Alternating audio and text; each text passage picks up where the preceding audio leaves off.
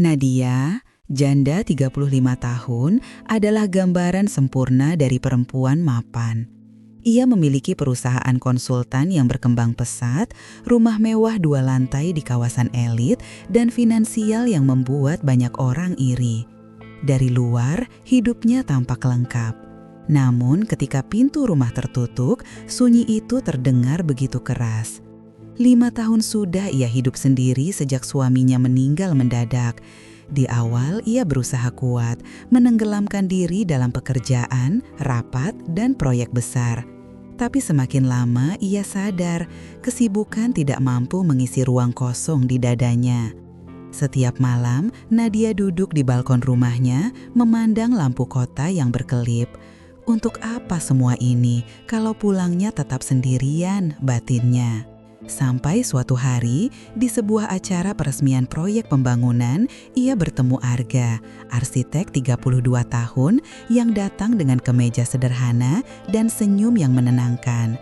Tidak seperti pria-pria lain yang selalu mengukur Nadia dari kekayaannya, Arga berbicara padanya tanpa canggung, seakan statusnya tidak penting. Obrolan mereka mengalir tanpa beban. Untuk pertama kalinya setelah sekian lama, Nadia tertawa tulus. Pertemuan itu berlanjut, kopi sore, makan siang mendadak, dan diskusi kecil tentang hidup. Setiap pertemuan membuat Nadia merasa seperti dirinya kembali hidup. Namun bisikan-bisikan mulai muncul. Kenapa pilih lelaki biasa? Dia cuma mau hartamu. Janda kaya pasti mudah dimanfaatkan. Nadia mencoba tidak ambil pusing, tapi luka itu perlahan menusuk. Dan malam itu, saat ia menatap pantulan wajahnya di jendela kamarnya, ia bertanya pada diri sendiri, apakah aku pantas mencintai lagi?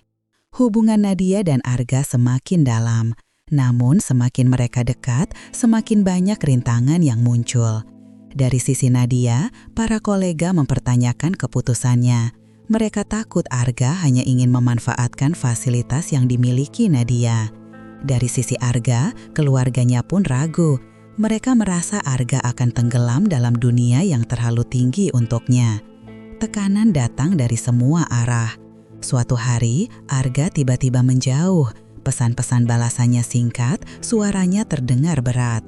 Nadia, yang sudah lama tidak merasakan takut kehilangan, mulai panik. Malam itu, Arga datang ke rumah Nadia. Masuk dengan langkah pelan, seakan sedang membawa beban besar. Aku lelah, Nad, katanya lirih.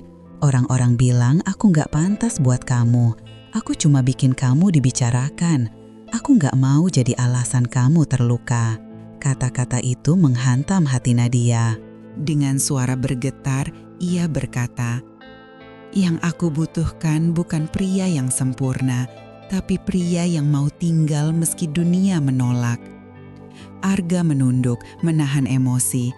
"Tapi aku takut kamu menyesal memilih aku." Nadia mendekatinya, menggenggam tangannya. "Kalau aku memilihmu karena harta, mungkin aku akan salah.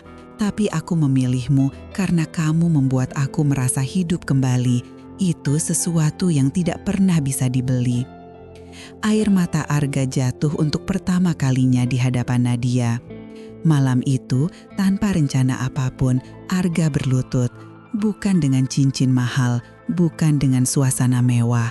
Hanya pria sederhana dengan hati yang penuh ketulusan.